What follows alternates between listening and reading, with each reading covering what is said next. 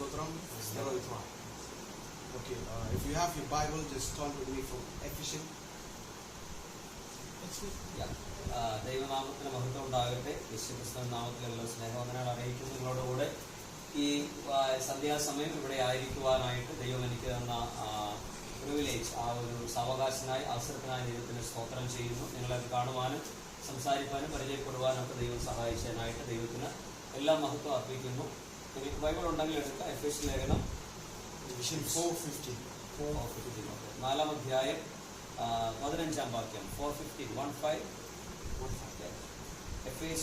എഫേസ്യ ലേഖനം 4-ാം അധ്യായം 15-ാമത്തെ വാക്യം.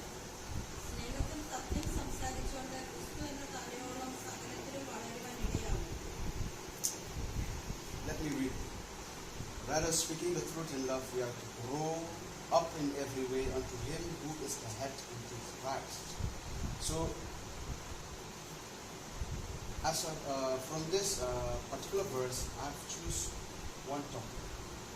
ഈ ഒരു വേദഭാഗത്തിൽ നിന്നും ഞാൻ നിങ്ങളോട് സംസാരിക്കാൻ ആഗ്രഹിക്കാൻ തിരഞ്ഞെടുത്തിരിക്കുന്ന ഒരേ ഒരു topic, grow in spiritual life, we have to stop thinking and pondering of the things that is useless. To grow in spiritual life, we have to stop thinking to the things that is useless. നമ്മൾ ആത്മീയമായിട്ട് വളരാൻ ആഗ്രഹിക്കുന്നുവെങ്കിൽ പ്രയോജനമല്ലാത്ത, പ്രത്യേകിച്ച് ഞാൻ ഒന്നിനെ ചേർത്ത് പറയണം, ആത്മീയമായിട്ട് നമുക്ക് പ്രയോജനം ചെയ്യാത്ത കാര്യങ്ങൾ നാം നിർത്തണം. യൂസ്ലെസ് ആയിട്ടുള്ള ഒത്തിരി കാര്യങ്ങളുണ്ട്. പ്രത്യേകിച്ച് ഇബ്രാഹിം നമ്മൾ വായിക്കുന്ന നിർജീവ പ്രവർത്തികൾ. ആ നിർജീവ പ്രവർത്തികൾ ഉപേക്ഷിച്ചാൽ മാത്രമേ ആത്മീയമായിട്ട് വളരാൻ നമുക്ക് സാധിക്കുകയുള്ളൂ. പൗലോസ് ഇങ്ങനെ പറയുന്നു, സകലത്തിന് എനിക്ക് കർത്തവ്യമുണ്ട്, സകലം എനിക്ക് പ്രയോജനമുള്ളത് അല്ല. അപ്പൊ നമുക്ക് ഗുണമുള്ള പ്രയോജനമുള്ള കാര്യങ്ങൾ മാത്രം ചെയ്യുക, അത് പ്രയോജനമില്ലാത്ത കാര്യങ്ങൾ ഉപേക്ഷിക്കുക. എങ്കിൽ മാത്രമേ ആത്മീക വളർച്ച പ്രാപിക്കാൻ നമുക്ക് സാധിക്കൂ. To grow in Christ is that if you start to do the things like Christ did, what He is doing good to others, thinking good, speaking good, and do good to others. നമ്മൾ ക്രിസ്തുവിൽ വളരുവാൻ ആഗ്രഹിക്കുന്നത് കർത്താവ് ചെയ്ത പോലെ നാമം ചെയ്യണം.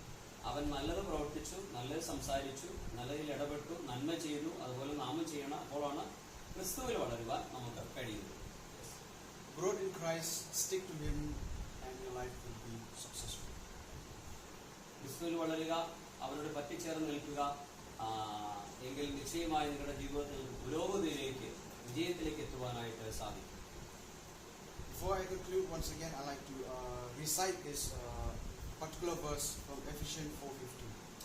ഞാൻ ഇത് ഉപസംഹരിക്കുവാനായിട്ട് നമ്മൾ ആദ്യം വായിച്ച എഫേസ്യ ലേഖനത്തിലെ ആ വാക്യത്തിലേക്ക് ഒന്ന് തിരിച്ചു വരുവാനായിട്ട് ആഗ്രഹിക്കുകയാണ്. This is my encouragement to you. ഇതാണ് എനിക്ക് നിങ്ങളോട് നൽകുവാനുള്ള ആ ഒരു പ്രബോധനം എന്നുള്ളത്. Speak the truth in love. സ്നേഹത്തിൽ സത്യം സംസാരിക്കുക. Grow up in every way into Christ. ക്രിസ്തുവിൽ സകലത്തിൽ നമ്മൾ വളരുവാനായിട്ട് ശ്രമിക്കുക. This is the verse that speak the particular speaking that we are to speak in love and grow in love. Okay, because He is the source of love and He is the source of growth in our spiritual life. നമ്മുടെ ആത്മീയ ജീവിതത്തിൽ കർത്താവാണ് സ്നേഹത്തിന്റെ ഉറവിടം, കർത്താവാണ് ആത്മീയ ജീവിതത്തിന്റെ ഉറവിടം. അവരിലൂടെ മാത്രമേ നമുക്ക് നിശ്ചയമായി നാം കേട്ടതുപോലെ അല്ലെങ്കിൽ ചിന്തിച്ച പോലെ ആത്മീയമായിട്ട് വളരുവാൻ സാധിക്കുകയുള്ളൂ. സ്തോത്രം. Thank you. Praise the Lord. Praise the Lord. And hear all His heart.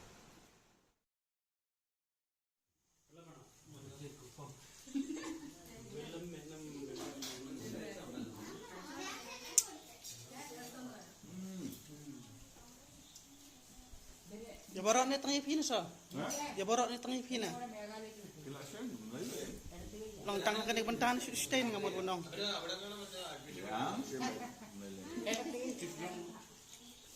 Kita sejurang ni apa?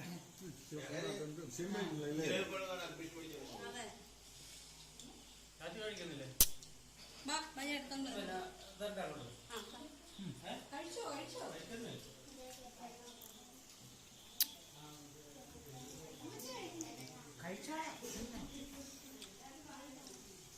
Sudah ya. Ui. Biang sao? Biang. Hả? So we are blessed today as it is the ഫോട്ടോയിലിട്ട് video birthday of Pastor Javin's wife birthday.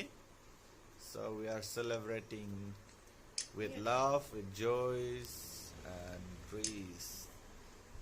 This is the cake. Okay shoe കൊടുത്തടി എല്ലാവർക്കും അത് കൊടുക്ക് കൊള്ളാം കേട്ടാ With a grateful heart, give thanks to the Holy One. Give thanks because He's given Jesus Christ, His Son. കരുതുന്നവൻ ഭാരങ്ങൾ വഹിക്കുന്നവൻ എന്നെ കൈവിടാത്തവൻ യേശുവൻ കൂടെയുണ്ട് എന്നെ കൈവിടാത്തവൻ യേശുവൻ കൂടെയുണ്ട് Especially whatever you have problems or difficulties in life, just remember to go to the Lord in prayer. So my topic today that I really want to deliver, that we're going to ponder today, is from Matthew chapter 8 verse 23 to 27. And a topic that I take it is, He is here with us. He is here with us. Matthew chapter- When the troubles come, when the storm comes and strike the boat, they were afraid. They forget everything what Jesus have done because they were scared. Because they were scared. And what I want to ponder here is that this happened into our life. This happened to us suddenly, without any warning, without us understanding. The problem came into our life. We don't know anything. The life just go on and suddenly the problem came into our life. And we cannot do anything about it. We cannot do anything about it. And after the problem grows and grows and grows, then our faith that we have in Jesus, especially as a Christian,